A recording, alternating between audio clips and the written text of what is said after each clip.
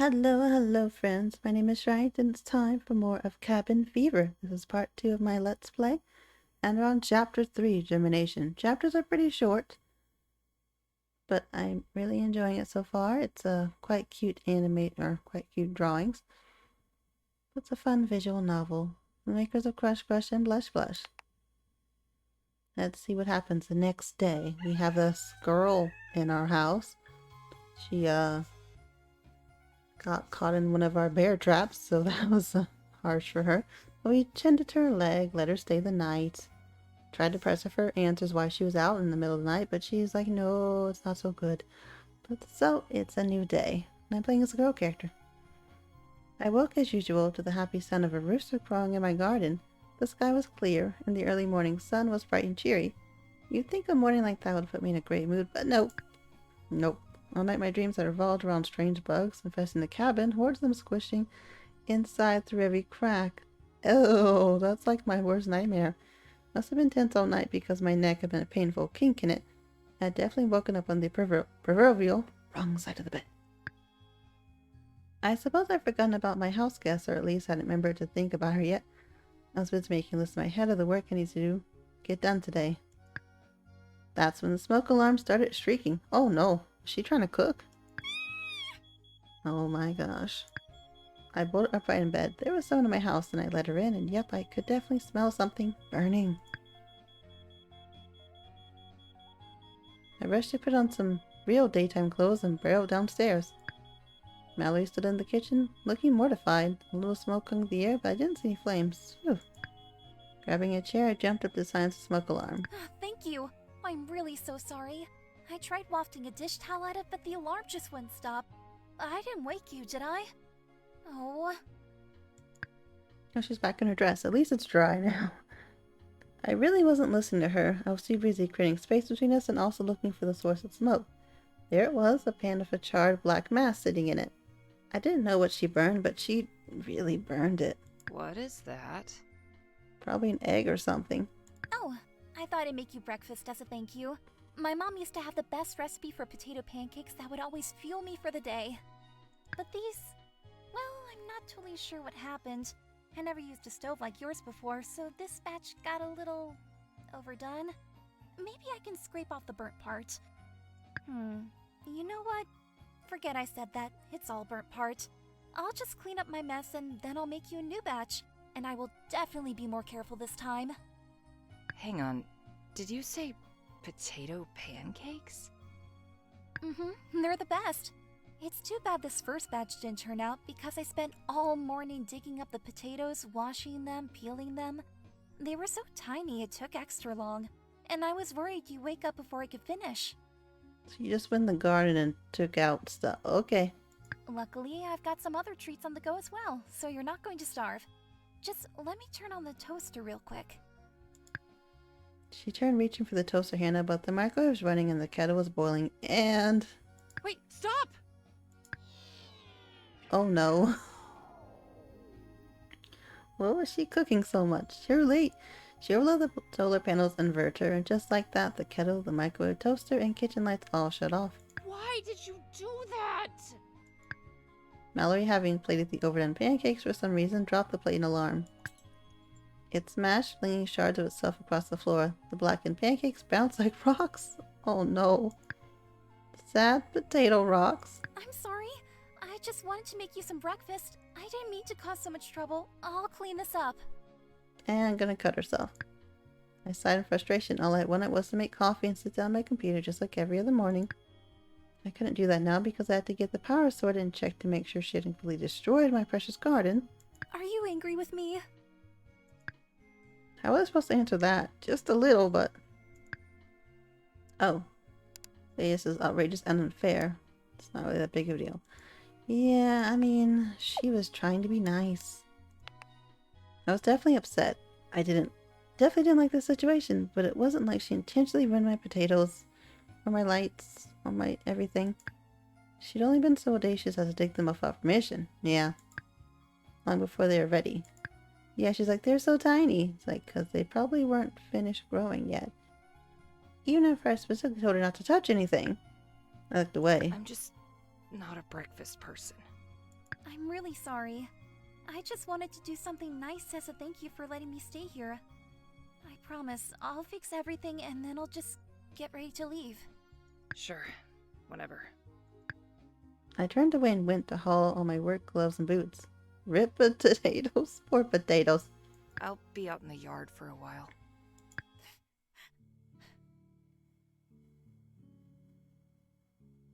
Oh. I went out, and as I pulled the back door shut behind me, I heard a soft sound from the kitchen, like a heavy sigh or a stifled sob. Oh, she's sad. She was trying to be nice and just didn't work out. Then she kind of got, not the bad side of my character, but kind of cold. That's a cute little cabin area. Oh, those are like snowshoes. Are those snowshoes? I think they're snowshoes. Oh, look at the little owl and the pine cones. Very cute. The board games. Wait, was she crying? What did I get myself into? For real, I can't believe... I continued muttering grumbly to myself as I strode out into the garden. Then I took a deep breath of fresh, cold air. It had an autumn bite to it, but the sun was warm. I felt instantly calmer. Well, she'll be gone soon anyway. I took my time that morning dealing with the power issue and making the usual rounds. Happy hands, check. Busy beehive, check. Did a rough count of the firewood in my shed. That made my way back around to the front of the cabin. I stopped and I saw the bloody animal trap where Mallory had gotten hurt the night before. Ooh. Damn. That had to have been painful. Real painful. I felt pretty bad. The traps were only supposed to be wards, something to keep my bubble a little safer from dangerous wildlife, never meant for anyone to get hurt. I looked at the trap, wondering if I should rethink my setup. Move it? I decided to move the trap and set up further away from the house, closer to the woods.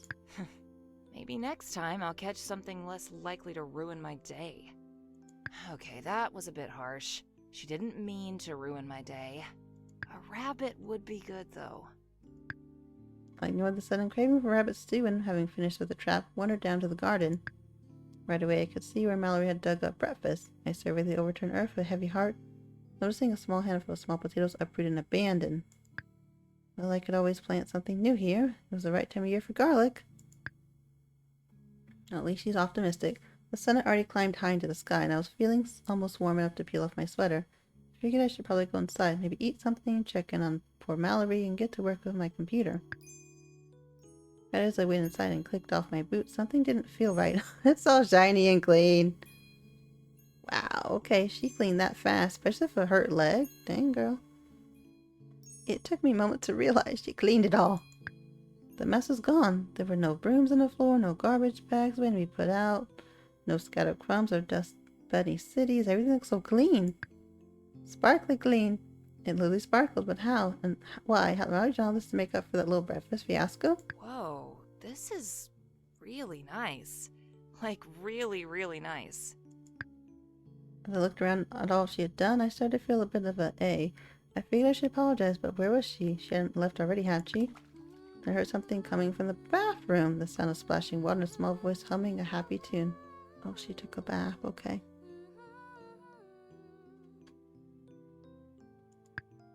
My heart sank. She couldn't. She wouldn't. Don't touch nothing. The bathroom is germy now.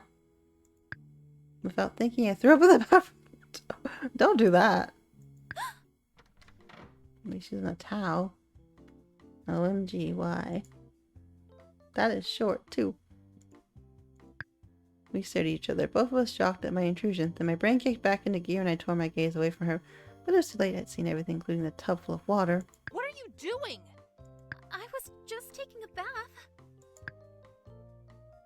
I pointed the direction of my bathtub, keeping my eyes fixed on the door frame. That's my water supply!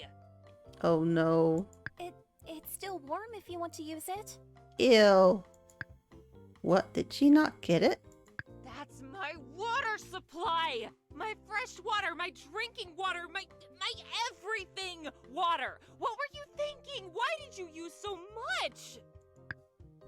Panic was really setting in now. What if she'd run the Kristen dry? And almost nothing until the next rainfall, and who knows when that would be. Oh my gosh, I had no idea.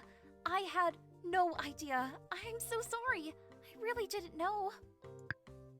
I never run the water before, but that was because I'd always been so careful. This could be the very day I'd so deeply feared would come. How do you survive this way? It's like you're constantly wasting things. Is this why you were out in the rain last night? Did your bubble decide to kick you out because you don't know how to think before you act? Oh, her mouth popped open. I immediately felt bad for shouting. Darn, I really was in a bad mood today. Just finish up in here. And don't drain that water, okay? I'll repurpose it for laundry or something. I didn't want to acknowledge my own anger or the tears that had sprung into her eyes at what I'd said. In any case, I need to check the rain barrels, like right that second. Turned my back on her and walked away. For the rest of the afternoon, I sat on my computer waiting for Mal to leave. I just couldn't stop thinking about her. And by that I mean I couldn't stop thinking about how naive, careless, and wasteful she was. Nothing to do with her shiny eyes or her how sweet she seemed to be, even if everything else was horrible. Nope. Nope. The good news was I checked the rain barrels. The situation was as dire as I feared. As long as it rained again sometime in the next few weeks, we'd be okay. Weed, huh? Still, I sat on my computer for a long time, entirely unable to focus on my work. But yeah, I should think about her and Mallory. When Mallory finally appeared, she was holding the cardboard box with my old clothes. For some reason, she was still only wearing a bath towel. Why? Why, Mallory? That made me feel all sorts of uncomfortable feelings, and I tried extra hard to keep my eyes on the computer screen. I pretended to type. I noticed the box had more clothing in it than before. I even saw some of my favorites peeking out. Did you do laundry? Oh no. Have you enough confrontation for the day? No, that's mean. What are you up to? I cleared my throat loudly and Mallory looked at me. What are you doing with those clothes? Oh, I was just going to go through them and sort out what's good to wear. I hope that's okay. Are you planning to stay here another day? Can you put some clothes on? Huh, that didn't sound too worrisome. Maybe she's finally getting ready to go. Right. You're welcome to take anything that doesn't fit me anymore. I'm sure you could use some warmer things to wear out there on your travels. I turned quickly back to my computer, hoping I'd hurt her feelings with my not-so-subtle reminder that I didn't want her there. Why do you care about her feelings? Asked my brain. You already told her she's not welcome. She'll be gone soon either way. I refocused on my screen. Another couple of hours, and still had nothing done. Suddenly it was dark out and I was starving. And Mallory still hadn't left. In fact, she was in the kitchen and there were nice savory smells wafting my way. Interesting, she's out cooking. I logged off and shut down my computer quickly but casually, making my way over to her. I found her tending to 3 separate pots on the stove, all of them shimmering and steaming pleasantly. How dare she? Nothing was burning this time either, which made me feel annoying feelings like impressed and kind of excited to eat that. Mallory noticed me standing there and smiled way too brightly. Oh, good, you're finished working. That's perfect because supper is ready. Why are you not wearing clothes, girlie? She started dishing out the oddly fancy-looking meal into 2 large plates. What is all this?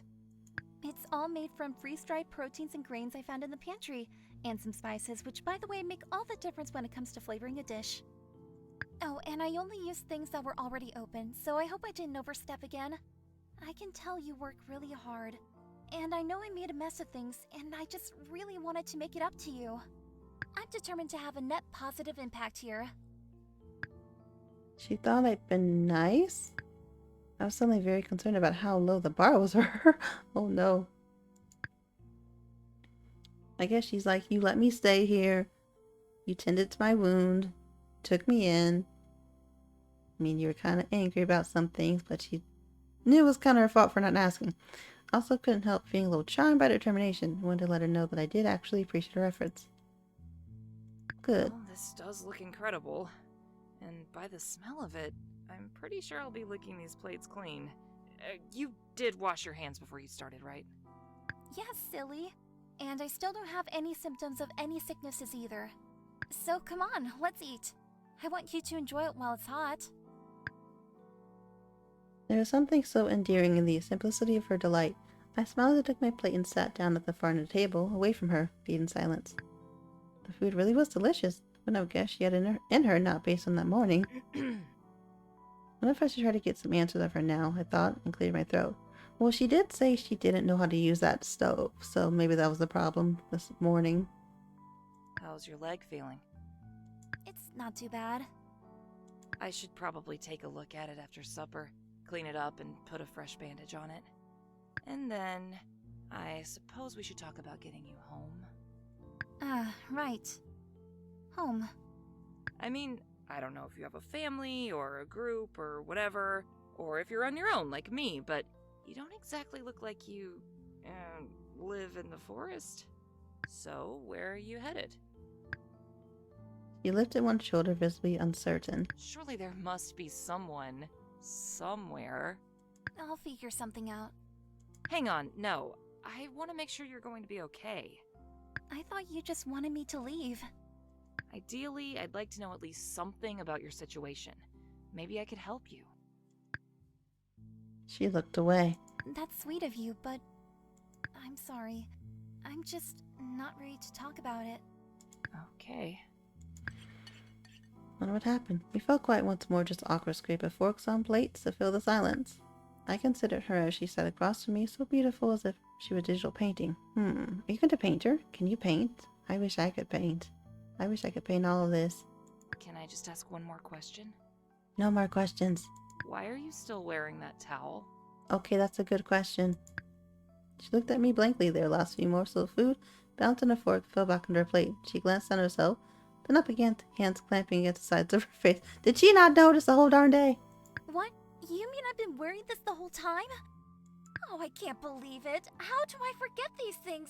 Oh, I'm so embarrassed. Oh my gosh.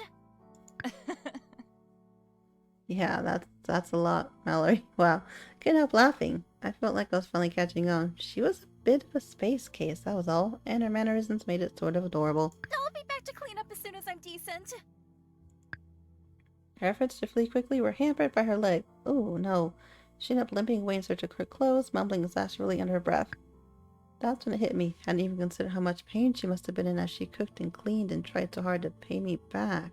Yeah, she's probably in a lot of pain, just ignoring it much as she can. Pay me back for what, though? Only wanted to help, and I hadn't even done a great job of it, and now I was trying to send her away, knowing full well she had nowhere to go.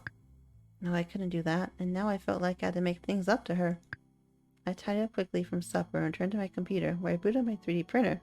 Didn't use the thing often, but it was there for emergencies, and this seemed urgent enough.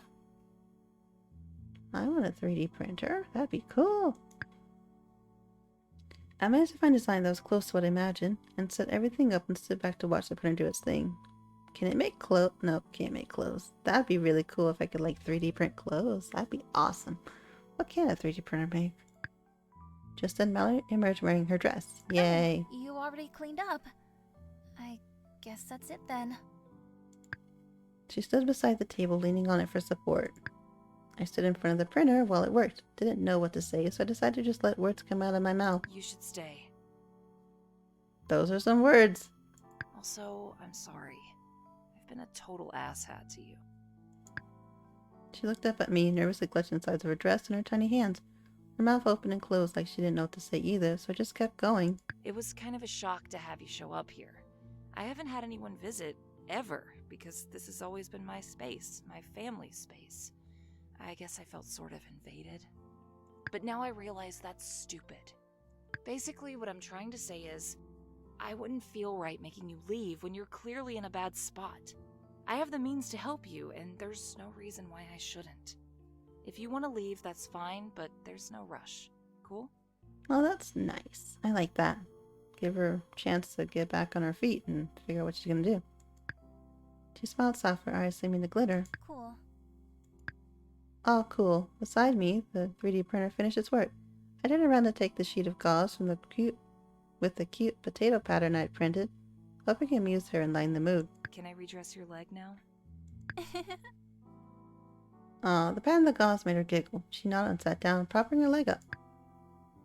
I prepared once again for the uncomfortable closeness that was necessary for this task. I scrubbed my hands, put on a mask and a pair of gloves, went to sit by her with the first aid kit.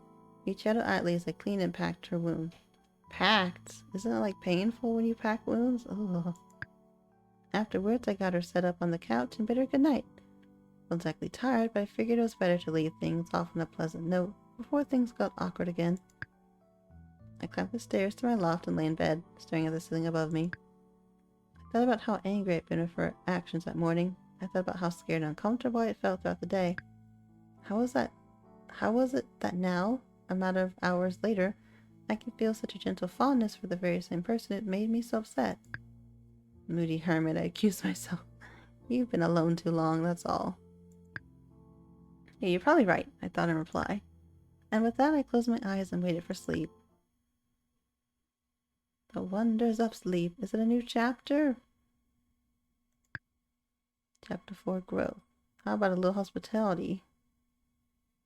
But I am going to end this episode here. Thank you so much for watching. Hope you enjoyed Cabin Fever, and happy she figured out about the towel and got some clues.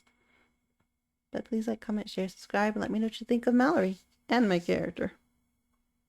Bye.